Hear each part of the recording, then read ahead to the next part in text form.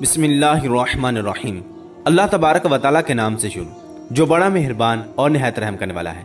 پیارے دوستو، آج کی اس ویڈیو کے اندر ہم آپ کو بیان کریں گے کہ ایک حافظ قرآن لڑکی کو سانپ کے ساتھ قبر کے اندر کیوں دفنایا گیا۔ ناظرین محترم، یہ واقعہ نہایت ہی سبق آموز اور عبرتناک واقعہ ہے، لہٰذا ہماری آپ سے گزارش ہے کہ ہمارے اس واقعہ کو اینڈ تک ضرور دیکھیے گا تاکہ آپ کو اس واقعے سے عبرت حاصل ہو سکے۔ پیارے دوستو، تیز بارش ہو رہی تھی، اماں ہاجرہ کے ہاتھ پاؤں پھول رہے تھے۔ اس نے رو رو کر سارا محلہ آسمان پر اٹھا رکھا تھا۔ کہاں گئی ماں؟ واپس آ جا، خدا کے لیے 6 بج چکے ہیں، مغرب کا اندھیرا ہر طرف چھا گیا ہے، پتہ نہیں میری بیٹی کہاں ہوگی، کیا کر رہی ہوگی۔ اماں ہاجرہ ہمارے گھر میں بیٹھی دعائیں کر رہی تھی۔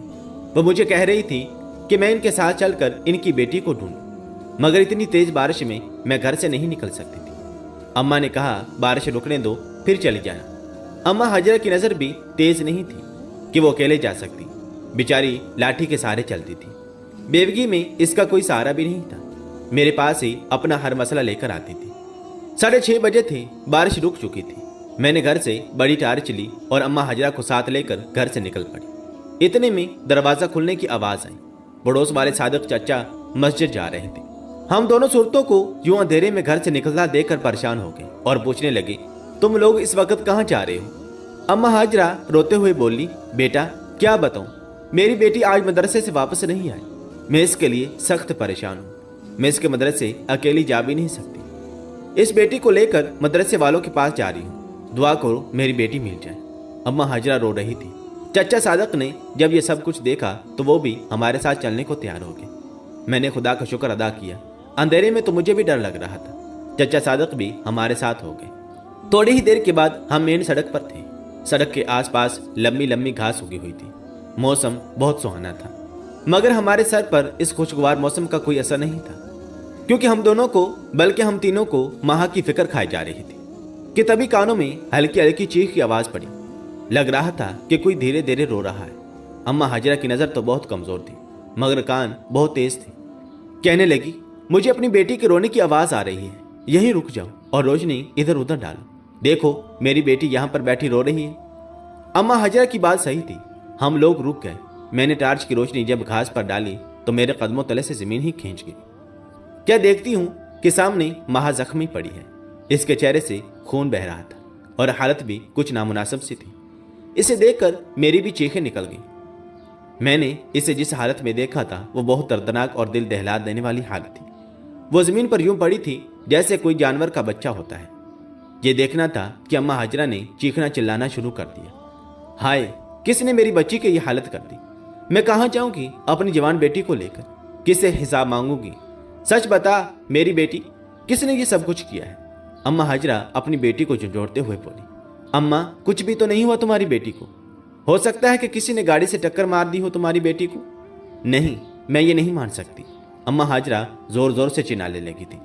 وہ اتنا روئی کہ اس کا گلا بیٹھ گیا تھا۔ مجھے تو سمجھ نہیں آ رہا تھا کہ میں کیا کروں۔ چچا صادق نے گاؤں سے کچھ لوگوں کو بلا لیا جو چارپائی لے کر آئے۔ یوں اماں ہاجرہ کی بیٹی مہا کو چارپائی پر ڈال کر گھر لے جایا گیا۔ میں نے سوچا تھا کہ شاید اس کا علاج معالجہ کیا جائے گا، مگر اس نے تو راستے میں ہی دم توڑ دیا۔ جب گھر جا کر اس کے علاج کو ہاتھ لگایا تو وہ بالکل ٹھنڈی ہو چکی تھی۔ اماں ہاجرہ رونے لگی، کہنے لگی کہ میں کتنی بدنصیب ماں ہوں جس کی حافظ قرآن بیٹی کے ساتھ اتنا بڑا ظلم ہو گیا اور وہ کچھ بھی نہ کر سکی۔ محلے کے سبھی لوگ اکٹھے ہو گئے تھے۔ سب کو پتہ چل گیا تھا کہ اماں ہاجرہ کی حافظ قرآن بیٹی مہا کے ساتھ بہت بڑا حادثہ ہو گیا ہے، مگر لوگ عجیب عجیب باتیں کر رہے تھے۔ کوئی کہتا کہ اس کی بیٹی نے خود ہی کچھ کیا ہوگا، تو کوئی کہتا حافظ قرآن ہو کر اگر یہ حادثہ ہوا ہے تو اس لڑکی نے ضرور کوئی گناہ کیا ہوگا۔ غرض یہ کہ جتنے منہ اتنی باتیں، مگر ابھی اصل معاملہ تو پیچھے تھا، وہ راستہ جس پر سے پردہ اٹھنا ابھی باقی تھا۔ اماں ہاجرہ کو تو رو رو کر برا حال ہو گیا تھا۔ مجھے کہنے لگی کہ بیٹی، میرے دل میں ایک بات ہے جو میں تم سے ہی کہوں گی، اور وہ میری بیٹی کی آخری خواہش بھی تھی۔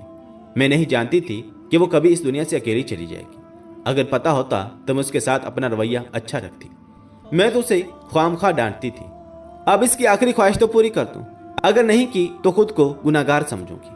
میں اپنی بیٹی کو کفن میں نہیں، اس کے کردے میں دفناؤں گی۔ اماں ہاجرہ نے ایک سفید پھٹا سا کرتا میرے سامنے کر دیا۔ یہ کیا ہے اماں ہاجرہ؟ یہ اس کا وہ کرتا ہے جس میں میری بیٹی نماز تہجد پڑھا کرتی تھی۔ وہ کہتی تھی کہ یہی کرتا ہے जिसे पहनकर मैं अल्लाह तबारक व तआला से मिलना चाहती हूँ। इसका मतलब इसे अपनी मौत का पहले से ही पता था। अम्मा हाजरा अपनी बेटी को बहुत पाक समझ रही थी, मगर ऐसा नहीं था।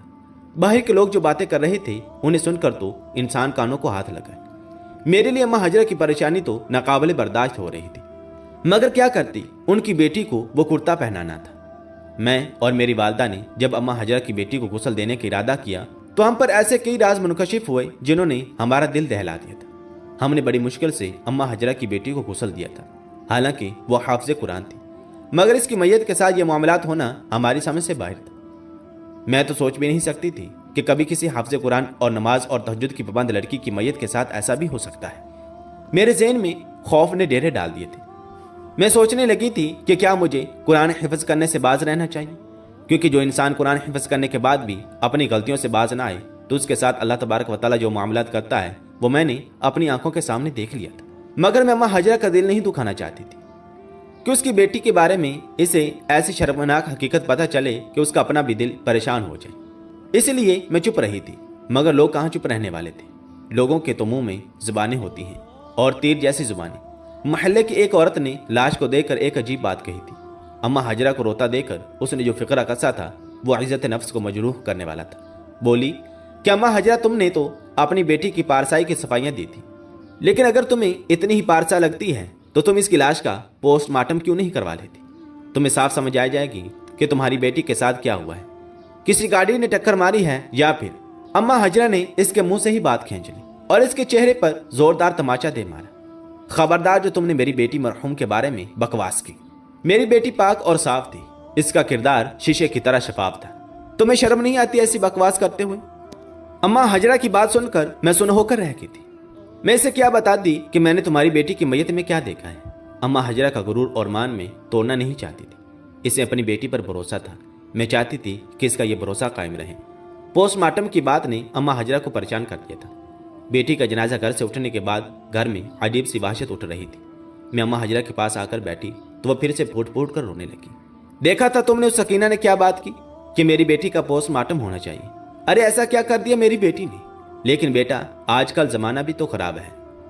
मेरा दिल बहुत बुरी तरह छलनी हो चुका था। क्या तुम्हें भी लगता है कि मेरी बेटी के साथ कोई ऐसा वैसा हादसा हुआ है? नहीं अम्मा, तुम खामखा शक मत करो। अपनी बेटी के बारे में अच्छा सोचो, उसकी मगफरत की दुआ करो। मैंने झूठे दिल से अम्मा हाजरा को तसल्ली तो दे दी, मगर मैं ही जानती थी कि हकीकत क्या है। पर मुझे क्या पता था कि यह राज कभी भी छुप नहीं सकता, क्योंकि जब अम्मा हाजरा की बेटी को कब्र के अंदर दफनाने लगी तो जो भी कब्र खोदते उसके अंदर सांप निकला था। लोगों ने जैसे तैसे करके अम्मा हाजरा की बेटी को उसी कब्र के अंदर ही दफना दिया जिसके अंदर सांप था, और उसको सांप के साथ ही दफन कर दिया। और मैं तो सोच भी नहीं सकती थी कि कब्र में दफनाने के बाद माँ के साथ वो होगा जो आज तक किसी ने दुनिया में होते हुए नहीं देखा होगा। ना ही किसी की कब्र पर ऐसा कोई मंजर देखा गया जो कि माँ की कब्र पर देखा जाने वाला था। मैयत को दफनाने के बाद हाजरा बीबी बुरी तरह से बेचैन थी। कहने लगी, मेरा छोर तो इस दुनिया से पहले ही चला गया, अब मेरी बेटी भी नहीं रही, मैं किसके पास जाऊंगी? हाजरा बीबी फिर से रोने लगी। फिर कहने लगी कि मेरे साथ मेरी बेटी की कब्र पर चलो, मैं वहां जाकर अपने आंसू बहाना चाहती हूँ। अम्मा हाजरा, ये तुम क्या कह रही हो? रात का वक्त हो गया है, ऐसे वक्त में कब्रिस्तान नहीं जाते। मैंने इसे समझाना चाहा, मगर वो थी कि समझने से बात नहीं आ रही थी। नहीं नहीं, मुझे जाना है, मैं अपनी बेटी की कब्र पर जाना चाहती हूँ, मैं इससे बातें करना चाहती हूँ। अम्मा हाजरा बजिद हो गई। मैंने वालदा से इजाजत तलब की और अम्मा हाजरा के साथ हो ली। रात का अंधेरा हर तरफ फैल चुका था। अम्मा हाजरा ने सफेद चादर अपने गिर्द लपेटी हुई थी। हम दोनों कब्रिस्तान की तरफ रवाना हो गए। हल्की हल्की ठंडी हवाएं थी। अम्मा हाजरा मुझसे बार बार अजीब अजीब सवाल करती, तुम्हें क्या लगता है बेटी कि मेरी बच्ची अल्लाह तबारक व तआला के पास जाकर खुश होगी या फिर परेशान होगी?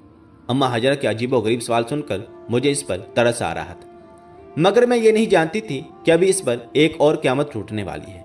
अभी तो उसे अपनी बेटी के बारे में एक ज़रे के बराबर भी कुछ नहीं मालूम था। 5 ही मिनट के बाद कब्रिस्तान आ गया। हम लोग जैसे ही कब्रिस्तान में दाखिल हुए तो हमें सामने ही माँ की कब्र नजर आई, मगर कब्र कुछ काली काली सी मालूम हो रही थी। अम्मा हाजरा की हालत देखने वाली थी। टार्च की हल्की सब्ज रोशनी में मुझे कुछ सही नजर नहीं आ रहा था। तभी मुझे अपने पांव पर किसी नरम सी चीज का एहसास हुआ। मैं चौंक गई। मैंने टार्च करीब करके देखा तो मेरे दिल को जोरदार झटका लगा था। मेरे तो कदमों तले जमीन निकल गई थी। आधे हाथ जितना काला सांप मेरे स्लीपर के आए नीचे था। मैं तो सर से पांव तक पसीने से शराबूर हो गई। मेरी टांगें कांपने लगी थी। तभी आंखें अंधेरे के साथ मायूस हुई तो मैंने वो मंजर देखा कि इसका खौफ आज भी मेरे दिल में बाकी है। मां की कब्र के इर्द गिर्द काले और लंबे सांपों ने हिसार बना रखा था।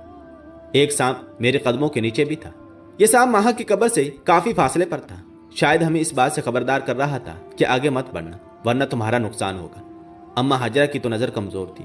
वो इससे पहले कि जाकर कब्र पर ढह जाती, मैंने इसे रोक लिया। अम्मा हाजरा, तुम पागल तो नहीं होगी हो? मैंने इसे असल बात से बेखबर रखते हुए कहा। तुम कहाँ जा रही हो? तुम्हारी बेटी मर गई है। उसकी कब्र पर तुम लेटोगी तो उसकी रूह को तकलीफ होगी। चलो घर चलो। नहीं नहीं, ये जुल्म मत करो, मेरे कलेजे को ठंड पड़ने दो। अम्मा हाजरा कब्र के करीब ही बैठ गई और जोर जोर से बयान करने लगी। मैं नहीं चाहती थी कि इसे इन सांपों के बारे में पता चले। इसे रात को ठीक से नजर नहीं आ रहा था। मैं चाहती थी कि इसकी ये खुशफहमी कायम ही रहे, मगर मेरा अपना दिल बुरी तरह से धड़क रहा था और मैं अम्मा के दिल को ठेस नहीं पहुंचाना चाहती थी। इसलिए मैं बड़ी मुश्किलों से अम्मा हाजरा को वहां से वापस ले आई, मगर कौन किसी को रोक सकता है। अगले ही दिन असर के वक्त अम्मा हाजरा रोते हुए अपनी बेटी की कब्र पर पहुंच गई थी। इस बार मैं भी इसके पीछे गई, क्योंकि अब मेरे ज़हन में और मेरे दिल में अम्मा हाजरा की हमदर्दी के अलावा उस कब्र का तजस्सुस भी था। मैं जानना चाहती थी कि रात को जो कुछ मैंने देखा कहीं वो ख्वाब या कोई गुमान तो नहीं था, क्योंकि बाज़ औक़ात कब्र के खौफ को लेकर इंसान का वाहम इस कदर बढ़ जाता है कि इसे एक आम कब्र भी खौफनाक नजर आने लग जाती है। असर का वक्त था। धूप खुली खुली सी थी, रोशनी तेज थी। इतनी वाज़े और साफ रोशनी थी कि अम्मा हाजरा भी सब कुछ साफ साफ देख सकती थी। कब्रिस्तान में दाखिल होते ही मेरी नजर मां की कब्र पर पड़ी और अम्मा हाजरा ने भी उसी वक्त कब्र का नजारा कर लिया और फिर ताड़े मार मार कर रोने लगी और कहने लगी कि कब्र के बाहर ये हाल है तो अंदर क्या होगा। मैंने भी देखा तो कब्र में और ज्यादा काले सांप थे। कब्र के ऊपर इतने ज्यादा सांप थे कि कब्र काली हो गई थी और अंदर की मिट्टी नजर नहीं आ रही थी। मैंने ये नहीं सोचा था कि अभी इसके आगे जो होने जा रहा है वो मुझे फिर से अल्लाह तबारक व तआला के करीब कर देगा। मगर सवाल तो यह था कि एक हाफिज़े कुरान लड़की से ऐसा क्या गुनाह सरजद हुआ कि वो इस दुनिया में इस तरह ज़लील रुस्वा होकर अल्लाह तबारक व तआला के पास गई और फिर इसकी कब्र का भी पर्दा न रहा। इसके ऊपर भी सांप आकर इस कदर जमा हो गए कि किसी में हिम्मत नहीं हो रही थी कि इसकी कब्र के करीब भी जाए।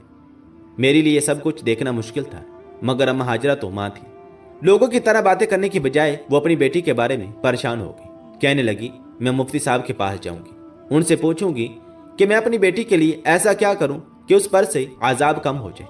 काश मुझे कोई बता दे कि मेरी बेटी ने ऐसा क्या गुनाह किया था। अम्मा हाजरा रोती पीटती मस्जिद में गई। उसने अपने घर से जितना राशन था निकाल दिया, इससे खाना पकाया और गरीबों को खिलाया। अल्लाह तबारक व तआला से दुआ की कि मेरी बेटी पर से आजाब खत्म हो जाए, लेकिन ऐसा नहीं हुआ था। मां की कब्र पर मुसलसल काले सांप डेरा जमाए हुए थे और वो इतने ज्यादा थे कि कोई इन्हें हटाने के बारे में सोच भी नहीं सकता था। फिर कुदरत के आजाब में कौन दखल अंदाजी कर सकता है? ये तो कुदरत का निजाम है। अगले ही दिन सब लोग हैरान हो गए थे, क्योंकि अम्मा हाजरा के घर के बाहर एक ऐसा मंजर देखने को मिला था कि लोग अम्मा हाजरा पर तरस खाने लगे। उसने अपने घर का सारा सामान निकाल कर बाहर रख दिया। रोती हुई वो सदाएं लगाती, कोई गरीब हो आकर मेरे घर से जो चाहे उठा कर ले जाए। मैं सब अपनी बेटी के नाम पर सदका कर रही हूँ। किसी को मेरे घर खाना हो तो आकर खाना खा ले। मैं अपनी हर चीज अल्लाह तबारक व तआला की राह में कुर्बान कर रही हूँ। ऐ मेरे रब, मेरी बेटी को माफ कर दे। अम्मा हाजरा ने पहले अपने घर का सारा सामान निकाल कर सड़क पर नीलाम कर दिया। किसी को कोई चीज सस्ते दामों में दे दी तो कई बेवाओं को मुफ्त में दे दी। अम्मा हाजरा अपना सर पीटती और कहती कि मुझे इस दुनिया से कुछ नहीं चाहिए, अपनी बेटी की आखिरत बचाना चाहती हूँ। अम्मा हाजरा के घर का सारा सामान एक हफ्ते में गरीब गुरबा उठाकर ले गए थे। जाहिर है लोगों की अपनी अपनी जरूरतें होती हैं। अम्मा हाजरा ने सोचा था कि इतना बड़ा सदका और कुर्बानी करने के बाद इसकी बेटी की कब्र से आजाब हट जाएगा, मगर ऐसा नहीं हुआ। अम्मा हाजरा हर रोज जाकर अपनी बेटी की कब्र देखती तो बदस्तूर वहां पर सांप जमा रहे थे। ये देखकर अम्मा हाजरा सोचने लगी कि आखिर उसकी बेटी से कौन सा इतना बड़ा गुनाह हो गया है जिसकी वजह से इसे इतना सख्त आजाब हो रहा है। अम्मा हाजरा के लिए यह सब कुछ करना बहुत मुश्किल था। वो लुट पुट गई थी। अब तो वो अपने घर में बैठी बस खाली नमक के साथ रोटी खाती थी। लोगों को इस पर तरस तो आता, मगर इसे खुद पर तरस नहीं आता था। एक दिन अम्मा हाजरा ने अपना जेवर भी बेच दिया, जो कि इसका सबसे कीमती और सबसे आखिरी असासा था। जेवर बेचकर उसने जैसे खुद को अल्लाह तबारक व तआला के आगे सौंप दिया था। अब तो उसके पास कुछ भी नहीं बचा था जो वो बेच पाती। सड़क पर आ गई थी। بالکل، مگر اس کے باوجود بھی آپ کو یہ جان کر حیرانگی ہوگی کہ ماں کی قبر سے نہ ہی سانپ ہٹے اور نہ ہی اماں ہاجرہ کو سکون آیا۔ تنگ آ کر اماں ہاجرہ نماز کے لیے بیٹھ گئی، مصلی پر بیٹھی، نہ کھاتی نہ پیتی، بس اللہ تبارک و تعالیٰ کے سامنے روتی رہتی، اور صبح و شام جو بھی گزرتا اسے آواز دے کر کہتی، میری بیٹی کے لیے دعا کرو، اس کا عذاب کم ہو جائے۔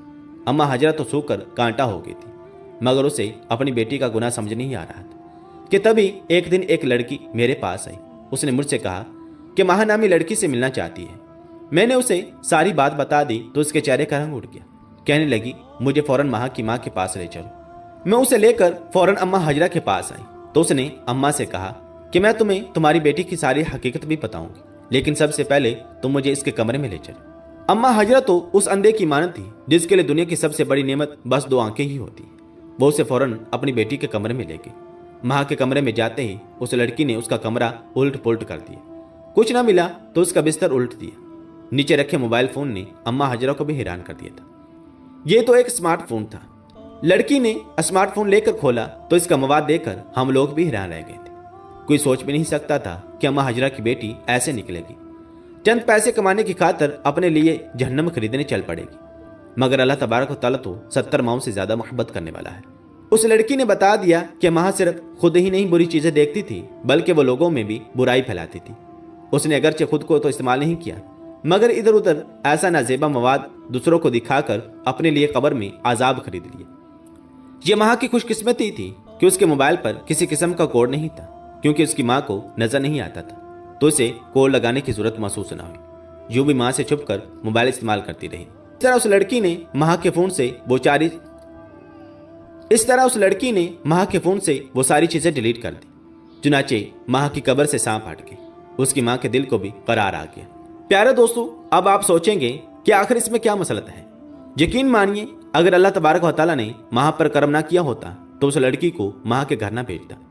یہ تو ماں کے گناہوں کو معاف کروانے کا ایک بہانہ تھا۔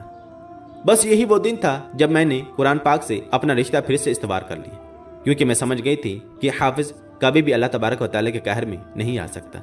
اللہ تبارک و تعالیٰ اسے اپنے قہر سے بچانے کے لیے کوئی نہ کوئی راستہ نکال ہی دیتا ہے۔ اور ویسے بھی اس کی ماں نے بہت ساری دعائیں کی تھی اور اللہ تبارک و تعالیٰ کی راہ میں صدقہ اور خیرات کیے تھے، کیونکہ صدقہ بلاؤں کو ٹال دیتا ہے اور مصیبتوں کو دور کرتا ہے۔ اس وجہ سے اللہ تبارک و تعالیٰ نے ماں کی دعاؤں اور صدقے کی وجہ سے اس کی قبر سے عذاب کو ٹال دیا تھا۔ پیارے دوستو، حافظ قرآن ہو یا پھر عالم دین ہو، اگر وہ اپنی زندگی اللہ تبارک و تعالیٰ اور رسول اکرم صلی اللہ علیہ وسلم کے احکامات کے مطابق گزارتا ہے تبھی دنیا اور آخرت میں وہ کامیاب ہوتا ہے۔ اور اگر عالم دین اور حافظ قرآن ہونے کے باوجود وہ اللہ تبارک و تعالیٰ کی نافرمانی سے باز نہیں آتا تو اللہ تبارک و تعالیٰ کی پکڑ بہت سخت ہے۔ اللہ تبارک و تعالیٰ ارشاد فرماتا ہے، ان بطش ربک لشدید، بے شک تیرے رب کی پکڑ بہت سخت ہے۔ اور ناظرین محترم، غیر اخلاقی ویڈیوز دیکھنا آج ہمارے معاشرے کے اندر نوجوان نسل میں بڑی تیزی کے ساتھ بڑھ رہا ہے، لہٰذا ہمیں چاہیے کہ ہم اپنے بچوں کو موبائل فون استعمال نہ کرنے دیں۔ اگر ان کو موبائل فون لے کر دیں تو ان کا دھیان بھی رکھیں اور ان پر گہری نظر بھی رکھیں، اور جیسے ہی اولاد جوان ہو ان کی شادی کر دینی چاہیے۔ اللہ تبارک و تعالیٰ سے دعا ہے کہ اللہ تبارک و تعالیٰ ہمیں نیک اعمال کرنے اور گناہوں سے بچنے کی توفیق عطا فرمائے، اور اللہ تبارک و تعالیٰ ہمیں بدنگاہی سے بچنے کی توفیق عطا فرمائے، اور اللہ تبارک و تعالیٰ ہم سب کو اپنے حفظ و امان میں رکھے، ہمیں قبر کے عذاب سے اور آخرت کے عذاب سے محفوظ رکھے، اور ہمیں اپنی قبر کی اور آخرت کی تیاری کرنے کی توفیق عطا فرمائے۔ آمین بجاہ نبی الامین صلی اللہ تعالی علیہ وسلم۔